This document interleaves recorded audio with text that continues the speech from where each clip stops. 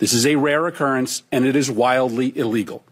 Your agency will be broke by July. Donald Trump is spending money like his is made of gold, and we all know what happens to a business when he gets a hold of the checkbook.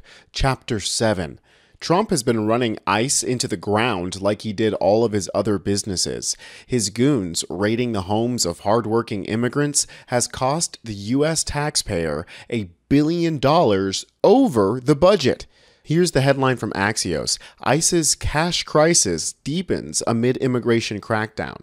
Immigration and Customs Enforcement is already $1 billion over budget by one estimate, with more than 3 months left in the fiscal year.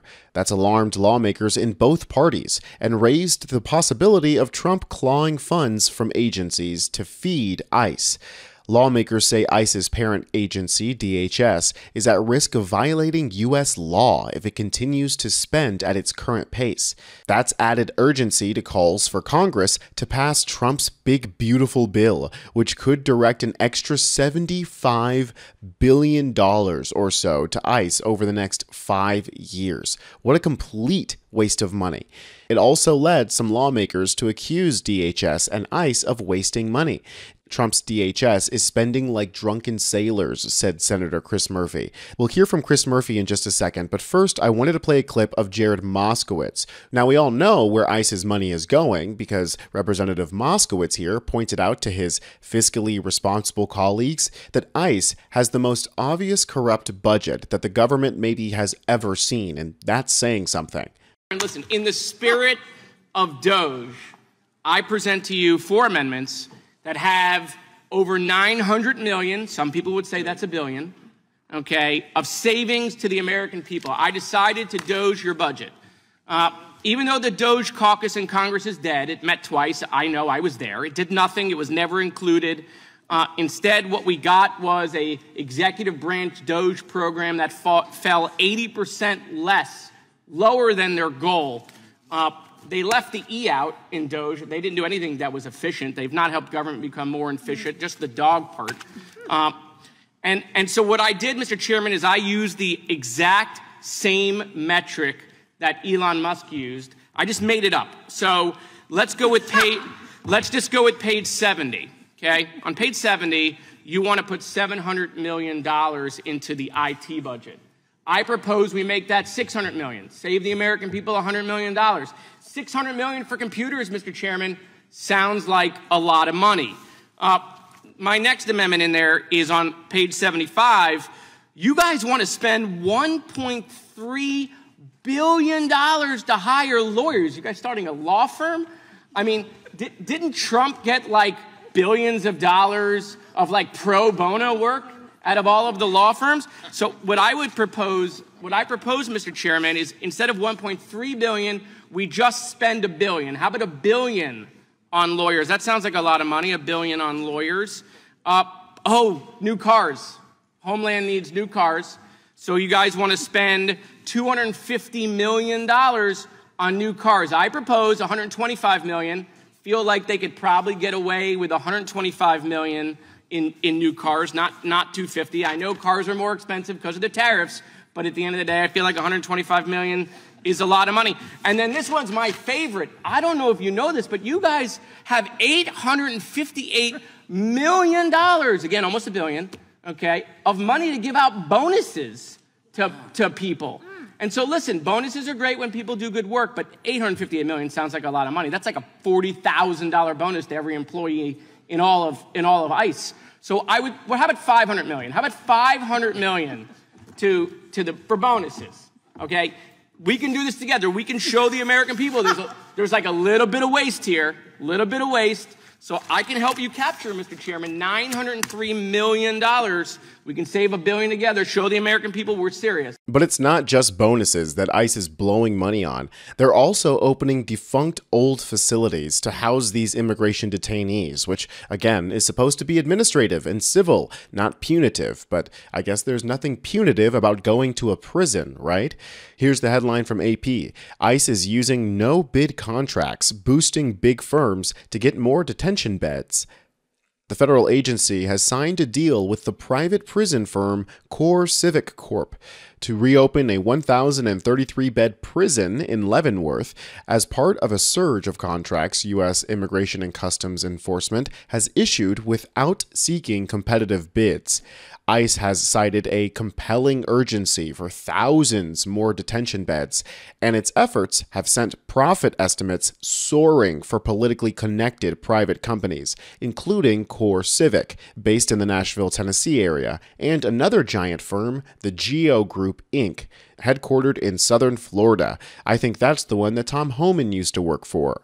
And Chris Murphy told ICE Barbie Kristi Noem directly to her face that she was at risk of being in this exact position months ago when she was dragged out in front of Congress. I mean, watch this clip because he does an outstanding job raking her over the coals. Your department is out of control. You are spending like you don't have a budget. You're on the verge of running out of money for the fiscal year. You are illegally refusing to spend funds that have been authorized by this Congress and appropriated by this committee. You are ignoring the immigration laws of this nation, implementing a brand new immigration system that you have invented that has little relation to the statutes that you are required, that you are commanded to follow, as spelled out in your oath of office.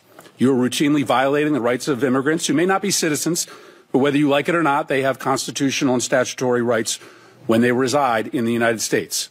Your agency acts as if laws don't matter, as if the election gave you some mandate to violate the Constitution and the laws passed by this Congress. It did not give you that mandate. You act as if your disagreement with the law, or even the public's disagreement with the law, is relevant and gives you the ability to create your own law. It does not give you that ability. Let's start with your spending.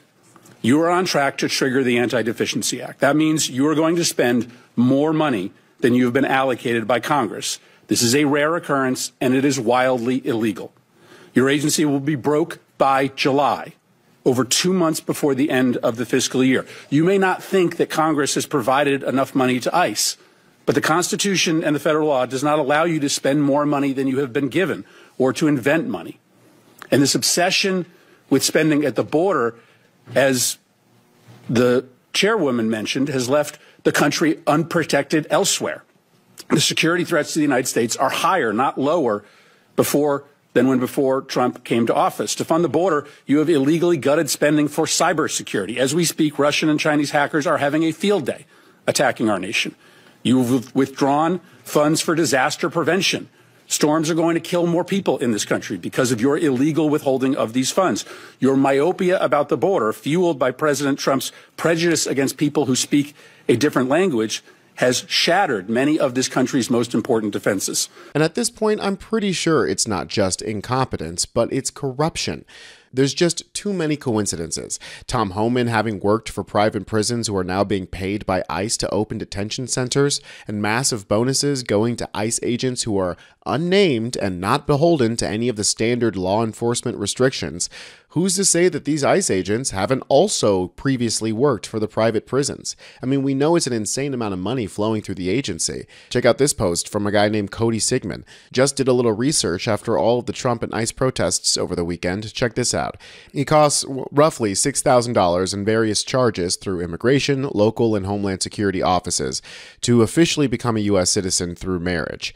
ICE budget has tripled since 2003. It is now $9.6 billion nationwide, and there are $1 billion over budget. The average time that immigrants are detained while being deported is 40 to 52 days. It costs about $152 per day per detainee. So that's $6,000 a person at 40 days. This is just the cost of detention and does not include the cost to actually transport these people. Texas, my home state, leads the nation, holding the most deported/detained at 12,000 since the beginning of 2025, which brings that cost to $7.2 billion, and the year is less than half over. Imagine what that money could do for schools and education or literally anything else that needs attention. It's such a waste of money. And out of that 12,000, I bet at least 40 are already back. Carry on. And that last sentence is 100% true. I've already seen videos of people who are being deported and then immediately coming right back. I mean, it's such a waste of money to use punitive law enforcement through ICE in order to fix immigration. But of course, that's not going to stop the Cheeto-in-chief from running ICE like money is free, because to a thief, it is. Last night, he posted on Truth Social a long anti-immigrant, transphobic, and blatantly racist rant in which he called for ICE to crack down on major cities, meaning Trump is going to invade blue cities the same way he did LA. He said ICE officers are herewith ordered, by notice of this truth, to do all in their power to achieve the very important goal of delivering the single largest mass deportation program in history. In order to achieve this, we must expand efforts to detain and deport illegal immigrants in America's largest cities, such as Los Angeles, Chicago, and New York, where millions upon millions of illegal aliens reside. Ooh, how scary. These and other cities are at the core of the Democratic Power Center, where they use illegal aliens to expand their voter base, even though illegal aliens can't vote, cheat in elections, and grow the welfare state, robbing good-paying jobs and benefits from hard-working American, read white, citizens. These radical left Democrats are sick of mind, hate our country, and actually want to destroy our inner cities. And they are doing a good job of it. Oh, that's a nice little compliment. There is something wrong with them. That is why they believe in open borders, transgender for everybody, and men playing in women's sports. And that is why I want ICE, Border Patrol, and our great and patriotic law enforcement officers to focus on our crime-ridden and deadly inner cities, and those places where sanctuary cities play such a big role. You don't hear about sanctuary cities in our heartland. Yes, you do. You guys non-stop rant and rave about it. And Kristi Noem has already said that they don't plan on leaving their occupation of Los Angeles because it's a sanctuary city. And I get the feeling that they're not going to leave their occupation of any of these blue cities for as long as they can.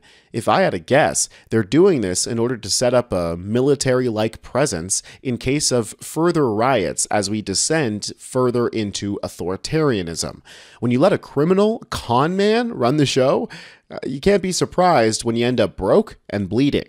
I'm Tony Hinderman with Really American, and I'll catch you next time.